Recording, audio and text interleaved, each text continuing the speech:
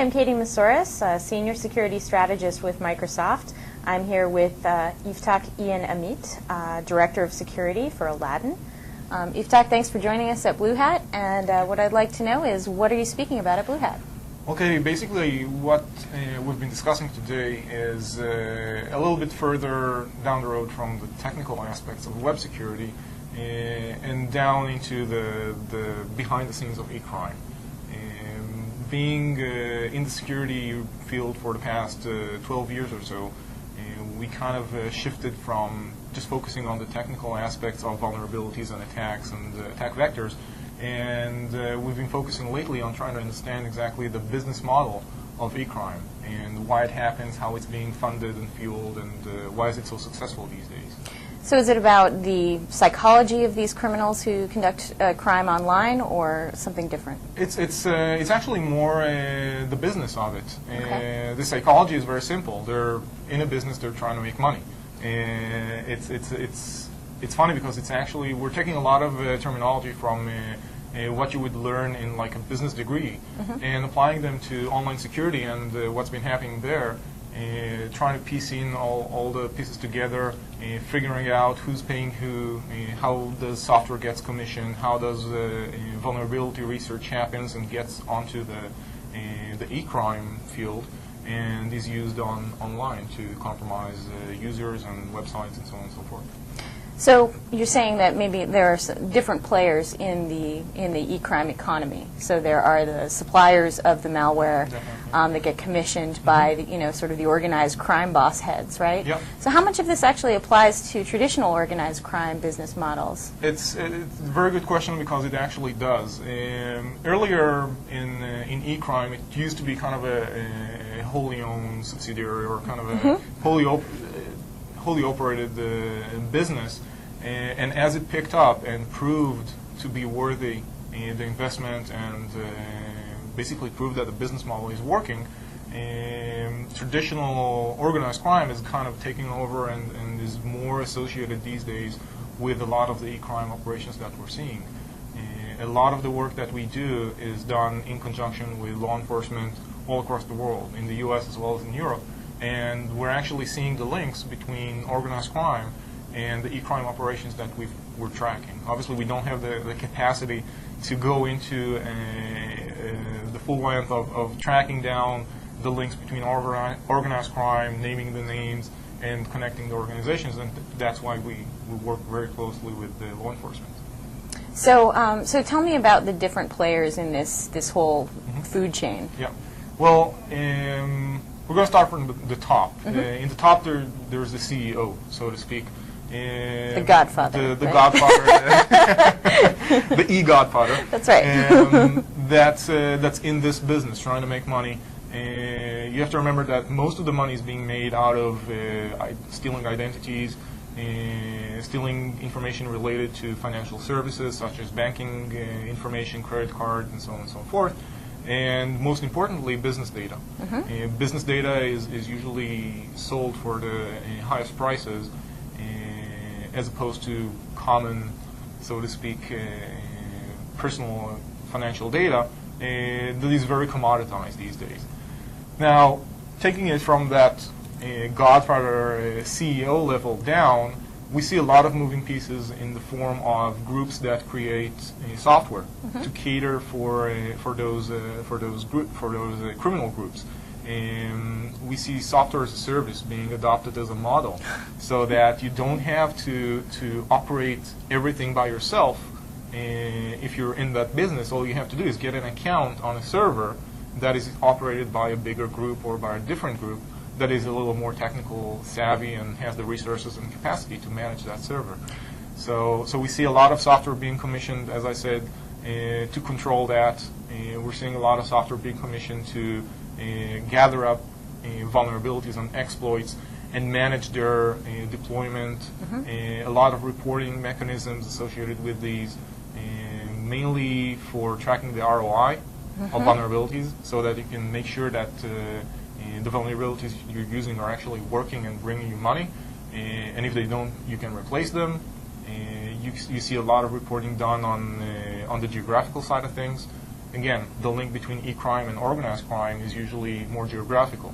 So you need to focus on specific financial institutions in a specific country, and it's very important to track where your users are coming from.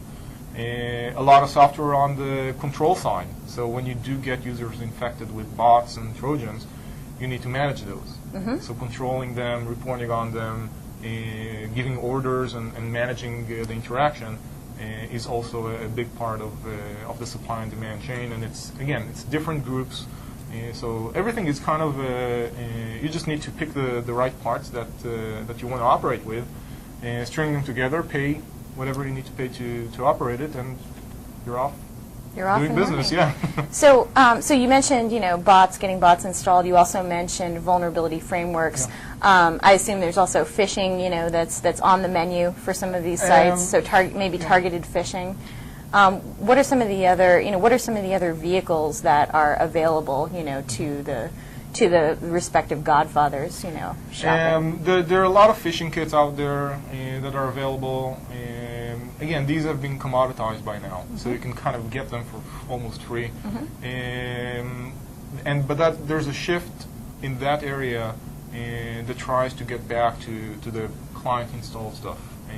Phishing is being more or less efficiently fought by security vendors, and since the public is more educated these days about phishing, the more efficient way to drive revenues out of e-crime is using the locally installed Trojans. On the same note, we are seeing Trojans that are more aware of financial environments. So if I have a PC that's infected with a Trojan, the Trojan can see that I'm using a financial institution online and trigger itself, track my movements, report on them, so on and so forth, or even replace the content that I'm viewing with alternative content to get more information out of me. So do you have a sense from your work in this area of how much money is involved, how much these e-crime syndicates are making? That's the $1 million question. Multi-million dollar, I believe. Multi-million dollar, definitely. Unfortunately, I don't have a straight answer for that. I can make predictions, I can do assumptions, but since we're approaching this from the technical aspect and kind of growing into the behind the scenes of e-crime, it's really hard for us to monitor the amounts of money that's changing hands. I have been in communication with a few law enforcement that can make some assumptions, but it's really regional and highly volatile. Another interesting approach to it is trying to measure the money changing hands from the macroeconomic side of things. I actually heard a really good presentation in DEF CON about it. So we're trying to kind of, again, piecing the different moving pieces together, but we're talking about multi-billion-dollar operation probably globally. Wow. So this seems to be a growing area of the e-crime economy, and it's getting increasingly specialized from what you're saying. Yeah. So what are some of the things that that you and your company and law enforcement are trying to do to stop some of this growth? Well, from my personal perspective, working in Aladdin, what we're trying to do is get out of that loop that's tracking vulnerabilities and tracking exploits and trying to be reactive. We're trying to be more proactive, and that's why, again, we're focusing on learning in crime and seeing the business model and trying to better predict what the next attack is going to be, what the next model is going to look like. Using that, we're working with third-party vendors and law enforcement, and obviously developing products that will answer that evolving threat, I think, better. Is there anything that you could give to give advice to users out there who want to protect themselves, or businesses who want to protect themselves from becoming victims? Unfortunately, it sounds like a really simple advice, but it is the best advice. Just keep all of your software updated. We don't see a lot of 0 days running around for a long time. 0 days is going to be effective for a few days, maybe a week. Most of the vulnerabilities are being patched by vendors, as you probably know, pretty quickly. The problem is that users don't patch that quickly. So really the best advice in this case is to keep your machines up to date, keep your software up to date, and obviously if there's a patch available, go ahead and apply it after testing. Aside from that, is there anything else you want to leave our viewers with as a final thought? Just stay aware. I mean, I know it's really hard, especially with the specialized crimeware and the development in e-crime that are driving it. But just stay focused and stay aware of what's happening. If your bank is starting to ask you some funky questions, they're not supposed to know or to ask your social security number, for example, or put you through lengthy questionnaires when there's a security problem, logging in, stuff like that.